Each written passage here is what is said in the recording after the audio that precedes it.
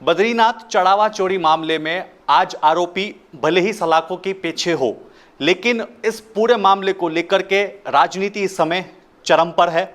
आरोप प्रत्यारोप का दौर लगातार इस समय देखने को मिल रहा है। इसी पूरे मामले को लेकर खास बातचीत के लिए इस समय हमारे साथ हेमंत द्विवेदी जी मौजूद हैं। आप बीकेटीसी के अध्यक्ष हैं। पूरा मामला, पूरा प्रकरण जान लेते हैं और किस तरीके से आरोप प्रत्यारोप इस समय लग रहे हैं उसको लेकर के खास बातचीत करते हैं। अध्यक्ष जी, सबसे पहले तो मेरा एक सिंपल सा सवाल ये है कि इतनी हाई टेक्नोलॉजी होने के बावजूद, इतनी सिक्योरिटी होने के बावजूद क्यों चोरी हो जाती है? इस तरह के मामलों से करोड़ों लोगों की जो आस्था का केंद्र है, उनकी आस्था कहीं ना कहीं से आहत ज़रूर होती है। नहीं, बिल्कुल मैं आपकी बात से सहमत हूँ कि ये लाखों करोड़ों लोगों की आस्था का केंद्र है और ऐसे स्थलों पर इस तरह की घटनाएं नहीं होनी चाहिए जिसमें कि लाखों लोगों की आस्थाओं को ठेस पहुँचती है।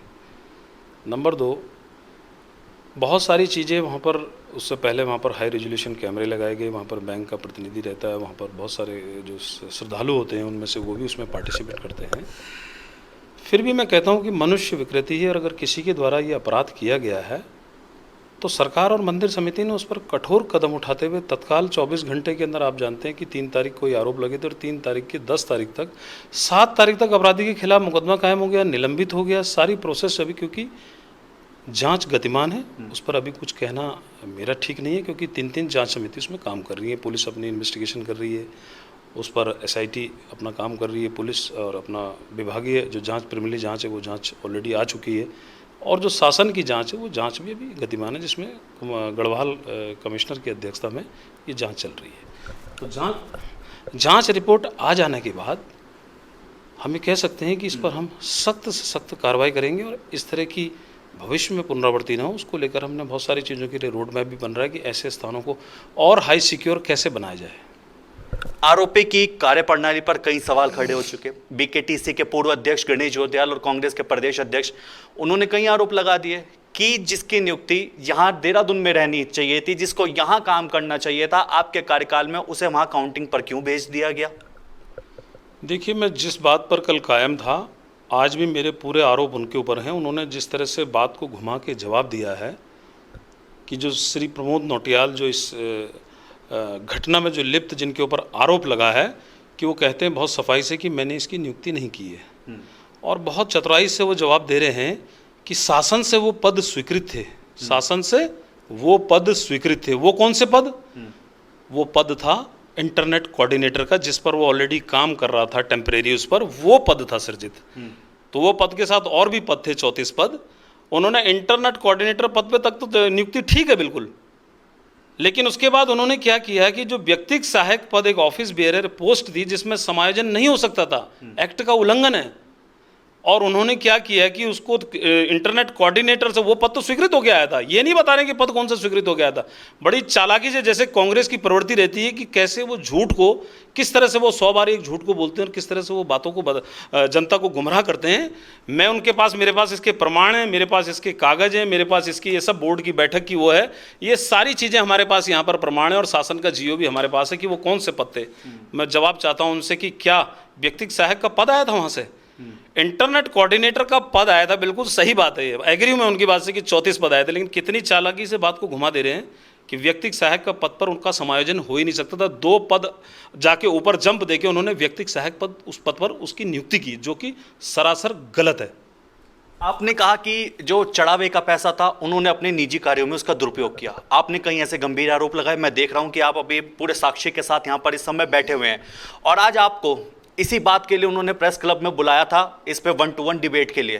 पहला सवाल ये कि आप गए क्यों नहीं? आपके हर सवाल का जवाब तो वो दे चुके हैं, आप क्यों बैकफुट पर है? मैं कोई बैकफुट पर नहीं हूँ, मैं चुनौती को स्वीकार करता हूँ। ये धार्मिक संस्थान से जुड़ा हुआ हूँ। वर्तमान में श्री बद्री केदार मंदिर समिति का अध्यक्ष हूँ, और वो भी बद्री केदार मंदिर समिति के अध्यक्ष रह चुके हैं। अब ये धर्म का फैसला है, लाखों करोड़ों लोगों की आस्था का केंद्र है। ये सड़कों पर और प्रेस क्लब में या किसी मैदान में इसका डिबेट नहीं हो सकती, इसका फैसला नहीं हो सकता। मैं चुनौती दे रहा हूँ उनको, और मैं उन्हें आमंत्रण कर रहा हूँ कि आइए, अब इसका फैसला जो है कि उस बद्रीनाथ केदारनाथ के मंदिर के प्रांगण में ही होगा, जहाँ पर भगवान स्वयं वहाँ पर उपस्थित हैं। और मैं जानता हूँ कि जो मैंने आरोप लगाए होंगे, तो मैं भी उस भगवान को साक्षी मानकर, अगर वो सनातन को मानते हैं और भगवान को मानते हैं, तो तिथि और समय वो तय करें और उसी प्रांगण में बैठ के जो है। अच्छा, एक मिनट, आपकी बात रोकना चाहूंगा अध्यक्ष जी। सुबह मेरी आपसे फोन पर बात हुई थी, आपने उस समय मेरे को कहा था कि प्रेस क्लब कोई स्थान नहीं है डिबेट का, गांधी मैदान है, गांधी पार्क है, तो वहां पर होगी। अब आपने एकदम अपना बयान चेंज किया, आपने कहा बद्रीनाथ वहां पर है। जवाब दे रहा हूँ मैं। देखिए ऐसा है, मैंने काफ़ी चिंतन मंथन करने के बाद, क्योंकि हम सब सनातन को मानते हैं, बार बार वो भी यही बात कहते हैं कि सनातन से जुड़ा हुआ है, इसमें ये हो गया। बिल्कुल सही बात है, देश के हजारों, चाहे विचारधारा अलग हो, पार्टी अलग हो सकती है, लेकिन है तो वो भी सनातनी। राम मंदिर की रसीद भी दिखा रहे थे कि देखो साहब मैंने यहाँ ये दिया है, तो ये तो अच्छी बात है। सुबह मैंने कहा शाम को तो बहुत अच्छा फैसला होगा कि बद्री केदार मंदिर समिति के अध्यक्ष वो भी रहे। और मैं जानता हूँ कि भगवान के आगे कोई झूठ नहीं बोल सकता है। उस धाम में जहाँ लाखों और करोड़ों लोगों की आस्था वहाँ जुड़ी है, वहाँ पर तमाम जो धर्म से जुड़े हुए लोग हैं, और उस मंदिर के प्रांगण में जो झूठ बोलेगा तो आप जानते हैं कि उसका क्या असर होगा। प्रशासनिक जांचें तो चलती रहेंगी, लेकिन मंदिर प्रांगण में वो तिथि बताएं, समय बताएं, और उसी प्रांगण में हम लोग उसका जवाब देंगे कि मैंने जो आरोप लगाया और आप जो आरोप मेरे ऊपर लगा रहे हो, भगवान उसका फैसला स्वयं ही कर देगा। और वो स्थान एक ऐसा है कि मैं समझता हूँ कि उससे पवित्र स्थान, क्योंकि ये धार्मिक उससे जुड़ा, और वो रहे इसके अध्यक्ष, और मैं वर्तमान में हूँ।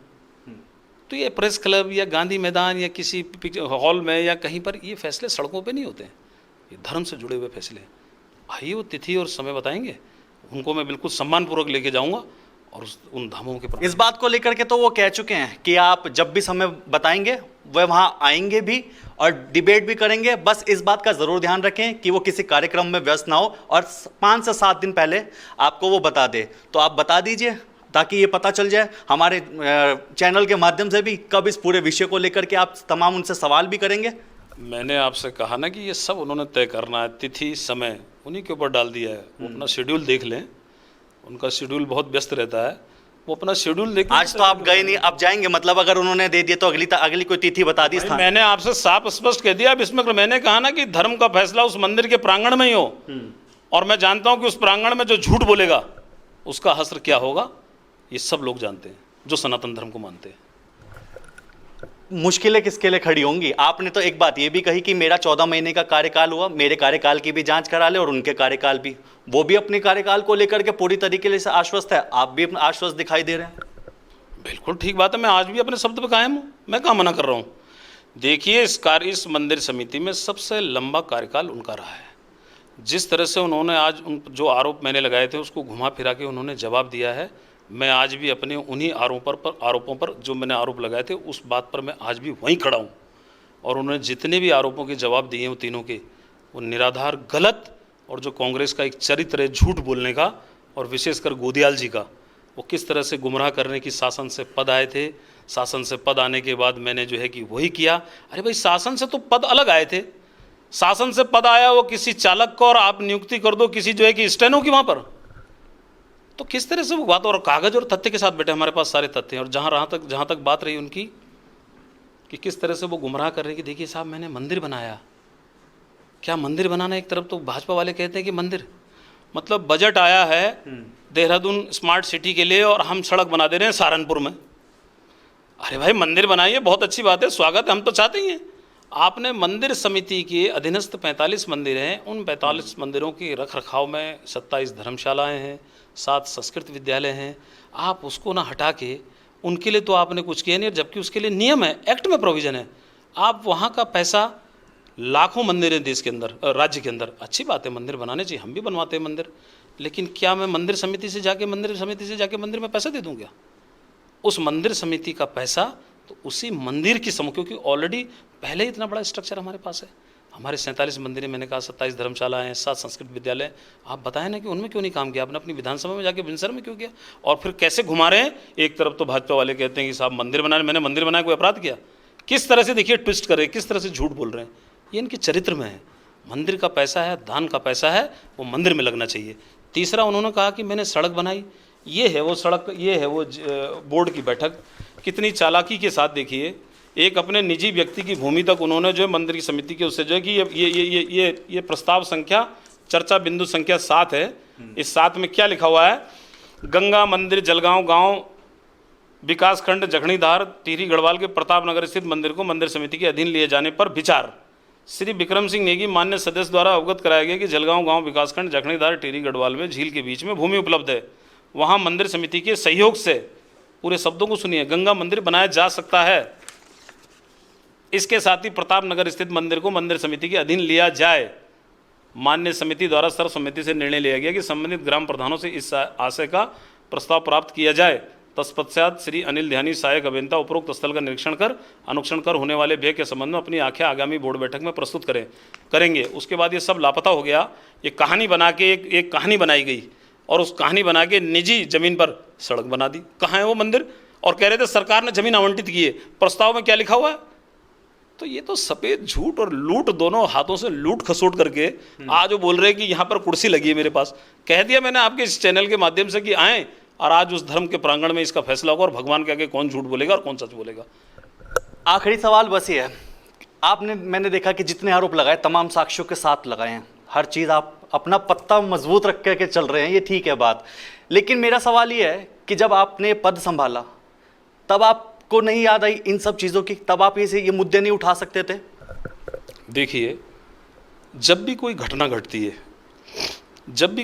घटती है और उस घटना से संबंधित जब कई चीज़ें जब निकल के आती हैं, जिस तरह से देखिए उन्होंने आरोप लगाया कि इनके निजी सचिव, अब जब ये घटना घटी, ठीक है, तो उस घटना की पूरी तह तक और पूरी कड़ी तक जाना चाहिए ना। ये तो जब विषय आज आया है और जब उन्होंने कहा कि उनके निजी सचिव, और बार बार वो अपनी बात को घुमा के वो गणना की भी बात कर रहा हूँ, मुझे गणना के बारे में, उससे पहले भी उसकी गणना रोस्टर में उसकी ड्यूटी लगी हुई है जब मैं अध्यक्ष भी नहीं था यहाँ। ये भी मैं चुनौती के साथ कह रहा हूँ। ये कागज है इसका ऑर्डर है और इसका आदेश है। और जो कोई भी बात वो देख रहा था मैं प्रेस में घुमा रहे कि वो शासन से आया था, ये मैं थोड़ी करता हूँ, तो सीओ और वो करता है। तो उनको ये नहीं पता है कि ये ट्रांसफर पोस्टिंग और ये रोस्टर कौन बनाता है? ये अध्यक्ष बनाते हैं क्या? अपनी बात को तो वो बड़ी सफाई के साथ कह रहे हैं कि साहब ये तो सीओ करता है, ये शासन से आया था, हर बात शासन पे आ गया और ये सीओ ने किया, मैंने थोड़ी किया। और मतलब ये गणना और ये ट्रांसफर पोस्टिंग का ऑर्डर शीट है। ये ऑर्डर शीट पे देखिए आप, ये कौन इसको ये बनाता है? ये 24 में भी उसका नाम है यहाँ पर, 25 में भी उसकी ड्यूटी वहाँ लगी थी। ये रोस्टर को कौन बना रहा है? मुख्य कार्य अधिकारी।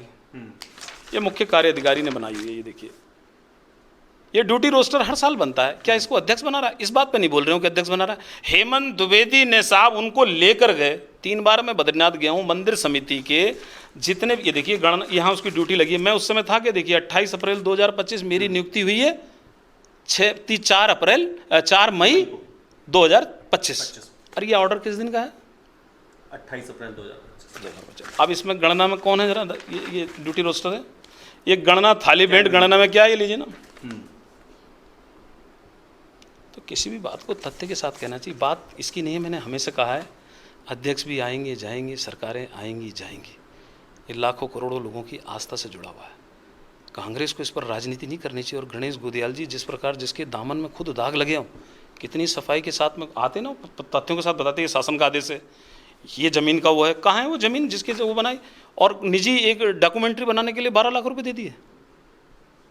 वो दान के पैसे से 12 लाख रुपए की डॉक्यूमेंट्री अपना प्रचार करने के लिए। तो ये सारी बातें तो आपके सामने, जिस बात पे मैं कल कायम था उस बात पर मैं आज भी कायम हूँ। और वो सफ़ेद झूठ बोल रहे हैं। तो बिल्कुल देखिए, पूरे मामले को लेकर के इस समय राजनीति चरम पर है। चाहे पूर्व अध्यक्ष हो, वर्तमान अध्यक्ष, दोनों ही एक दूसरे को 1-to-1 डिबेट के लिए चैलेंज कर चुके हैं। और साथ ही साथ अब बीकेटीसी अध्यक्ष ने भी ये बात कही है कि इस पूरे मामले का फैसला भगवान के प्रांगण में होगा। देखना होगा कि किस तरीके से आने वाले समय पर और चीजें से निकल करके सामने आती है। देहरादून से वीडियो जर्नलिस्ट निशांत चौहान के साथ मैं अशोक कुमार, रफ्तार मीडिया।